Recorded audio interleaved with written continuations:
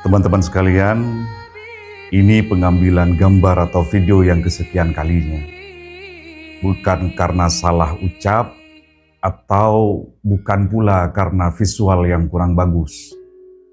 Tapi karena kisah ini terlalu sedih untuk dilanjutkan dalam satu tarikan nafas. Kali ini saya akan coba menyampaikannya dengan menahan gelombang emosi yang dalam agar sejarahnya tetap bisa sampai meski dada belum sepenuhnya lapang. Tidak semua cinta berbicara. Sebagian hanya bisa memeluk dengan roti yang hangat dan senyuman yang tidak pernah meminta balasan. Tidak semua sejarah ditulis dengan tinta panjang. Sebagian hanya dengan air mata yang mengalir dan jiwa-jiwa yang pernah disentuh kasihnya. Dan di antara wanita-wanita agung itu, ada satu nama yang terlupa oleh dunia, tapi diabadikan langit dengan pujian. Namanya Sayyidah Zainab binti Khuzaimah ibn Al-Harith Al-Hilaliyah atau Al-Hawaziniyah. Zainab binti Khuzaimah bukan nama yang sering didengar di mimbar. Bukan pula tokoh yang banyak dibicarakan orang awam. Namun para ulama besar mencatatnya dalam lembar-lembar kehormatan sejarah Islam. Ibnu Hajar al-Asqalani dalam kitabnya Al-Isabah fi Tamyizis Sahabah menyebutnya dengan penuh hormat. Ibnul Athir fi Usdil Ghabah menjelaskan dalam nasab dan keturunannya. Kemudian Az-Zahabi dalam Siyaril A'lamin Nubuwah menguraikan sifat dan kebaikannya. Dan Ibnu Katsir dalam Al-Bidayah wan Nihayah menyampaikan keanggunan akhlaknya. Dari catatan para ulama itulah diketahui bahwa beliau berasal dari kabilah Hawazin, salah satu suku mulia di Jazirah Arab. Ayahnya adalah Khuzaimah bin Al-Harith dan ibundanya Sayyidah Hindun binti Awwaf, seorang wanita terhormat yang juga ibu dari Sayyidah Maimunah binti Al-Harith, istri Nabi yang lain. Memang sebagian naskah menyebutkan bahwa beliau berasal dari suku Bani Hilal dan dijuluki Al-Hilaliyah. Namun mayoritas ulama dan penulis sirah seperti Al-Hakim An-Naisaburi dalam kitabnya Al-Mustadrak ala Sahihain lebih kuat menyatakan bahwa beliau dari kabilah Hawazin. Dan itulah yang lebih rajin dalam pandangan sejarah Islam. Sejak muda, Sayyidah Zainab bukan seperti gadis kebanyakan.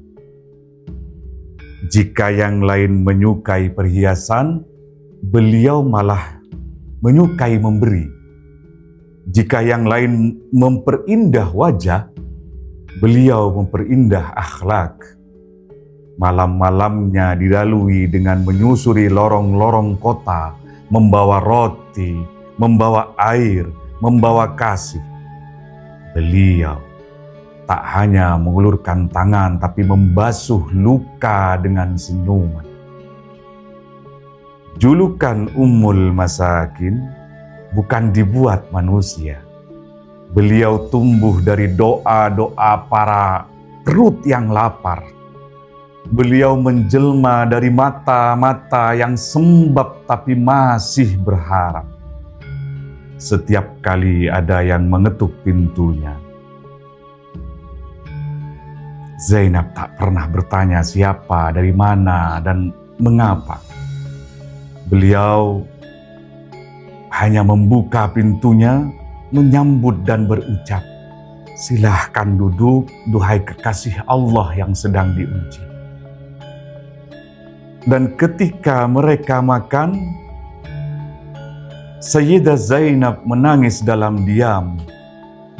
Ya Rabb, kalaupun aku tak sempat bersamamu di surga, setidaknya izinkan aku mengantar mereka ke sana. Doa yang selalu beliau panjatkan. Dalam tahun-tahun awal hijrah, ketika umat Islam sedang menata kehidupan baru di Madinah, Sayyidah Zainab telah kehilangan suami pertamanya, Abdullah ibn Jahsh, yang gugur dalam perang Uhud sebagai syuhada. Rasulullah Muhammad SAW dengan rahmatnya yang begitu dalam meminangnya. Bukan karena nafsu, tapi karena kasih sayang yang beliau punya. Bukan karena pesona, tapi karena ingin membalut luka seorang janda yang teramat mulia. Sayyidah Zainab menerima lamaran itu. Bukan dengan pesta, tapi dengan air mata haru yang beliau seka diam-diam. Beliau tahu menjadi istri Rasulullah Muhammad SAW adalah amanah, bukan sekedar kedudukan. Tak lama setelah pernikahan itu, dalam waktu yang singkat, hanya beberapa bulan saja, Sayyidah Zainab wafat. Sayyidah Zainab mengembalikan ruhnya ke pangkuan Tuhannya. Sebagian riwayat menyebutkan hanya 2 bulan. Ada yang menyebut 8 bulan. Namun semuanya sepakat. Cinta itu begitu sebentar tapi begitu dalam. Rasulullah Muhammad SAW memakamkannya sendiri di Jannatul Baqi. Tak ada kesedihan yang beliau sembunyikan. Beliau mengenangnya sebagai istri yang dermawan dan sebagai wanita yang dibanggakan di langit. Sayyidah Zainab tidak meninggalkan harta. Beliau tidak mewariskan dunia, tapi meninggalkan warisan yang tak pernah habis. Jika kau lapar, maka doakanlah Sayyidah Zainab. Jika kau lelah karena dunia, maka ingatlah bahwa ada satu perempuan mulia yang memilih dunia sebagai ladang pengorbanan. Beliau tak hidup lama, tapi beliau hidup penuh. Beliau tak dikenal banyak orang, tapi dicintai banyak malaikat. Dan teman-teman sekalian, jika kali ini engkau mendengar nama Sayyidah Zainab binti Khuzaimah, itu karena Allah menjaga nama orang-orang yang menjaga hambanya. Mari cintai beliau dengan berbagi seperti beliau, dengan menangis bersama mereka yang kelaparan, dan dengan memberi walau tak punya apa-apa. Semoga Allah menghimpun kita bersamanya dengan Rasulullah Muhammad SAW, dengan semua ummahatul mukminin, dan di surga yang seluas langit dan bumi. Allahumma ja'alna min ahlil jannah birifqatiha warzuqna qalban mu'ta'am mithla qalbiha wahsyarna ma'aman ahabbaha fit dunya wa ahabbak